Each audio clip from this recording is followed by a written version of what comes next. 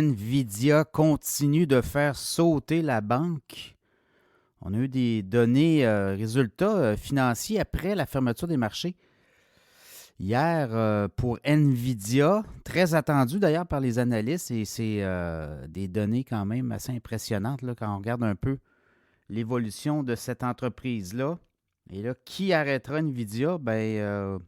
On comprend qu'il y a des mesures là, pour restreindre les ventes en Chine, notamment l'intelligence artificielle. NVIDIA fabrique des cartes graphiques, des puces électroniques pour l'intelligence artificielle, mais dite générative, là, tout ce qu'on voit apparaître de plus en plus, les chats GPT de ce monde. Et quand on regarde un peu les résultats financiers, c'est assez impressionnant. Là. Sur le dernier trimestre, on parle quand même de 18,1 milliards de revenus, 34 de hausse.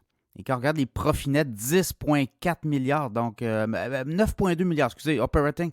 C'est 10,4 milliards de profits bruts, mais quand on regarde les profits nets, là, c'est 9,2 milliards. Donc, voyez-vous, là, 51% de marge bénéficiaire pour NVIDIA. Et l'autre donnée qu'on regarde aussi beaucoup dans ce contexte-là, c'est surtout la progression du chiffre d'affaires, mais également où on fait de l'argent, c'est les centres de données, 14,5 milliards. Donc, sur les 18,1 milliards de revenus, 14,5 milliards viennent des centres de données. Le gaming aussi, 2,9 milliards. Et là, il y a encore d'autres divisions, là, notamment, mais pour NVIDIA, c'est les centres de données qui sont payants. Et là, qui sont les propriétaires de ces centres de données-là qui achètent les produits d'NVIDIA? Vous les avez, là, c'est les grands de l'économie numérique, les Apple, Microsoft, Amazon, Google, Alphabet, Tesla. Donc, c'est un peu les grands acheteurs, Netflix, qui achètent les cartes graphiques, les puces électroniques pour leur centre de données à eux. Donc, on s'en va vers là aussi de plus en plus. Donc, des données impressionnantes pour NVIDIA. Et là, beaucoup d'analystes regardaient qu'est-ce qui s'en vient parce qu'il y a des restrictions de vente à la Chine l'an prochain.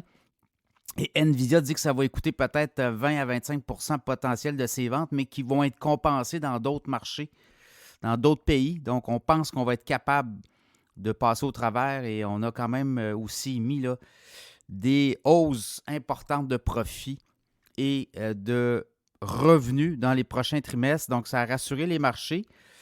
Et quand on regarde les analyses moyennes du titre, là, on a un titre quand même à 499 et 44 là, au moment où je vous parle. Le titre a débuté l'année à 143,15 $, donc une progression fulgurante de 249 %. Est-ce que c'est tenable? Des analystes croient que c'est peut-être tenable, mais il pourrait y avoir des corrections d'ici l'an prochain, d'ici un an, puisqu'il y a quand même des analystes qui voient le titre d'ici un an à 648 $ en moyenne. Il y en a qui c'est même 1100 $. Mais en moyenne, les analystes, là, les 38 analystes qui suivent le titre, on est à 648 $ US sur le titre.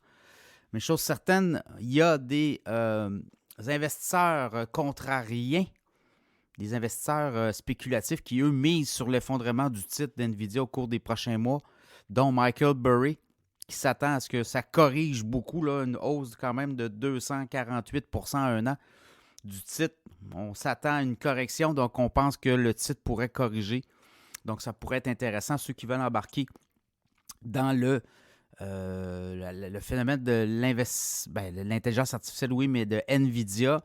Peut-être attendre le titre quand même élevé. Est-ce qu'il va y avoir correction? Les analystes croient que oui. Quand même une progression assez importante. Donc, on pourrait peut-être là voir des investisseurs prendre leurs profits et digérer et peut-être revenir plus tard. Donc, ça sera à suivre, à surveiller. Mais chose certaine, NVIDIA est dans une tendance une trajectoire assez impressionnante et ça sera à surveiller au cours des prochains trimestres.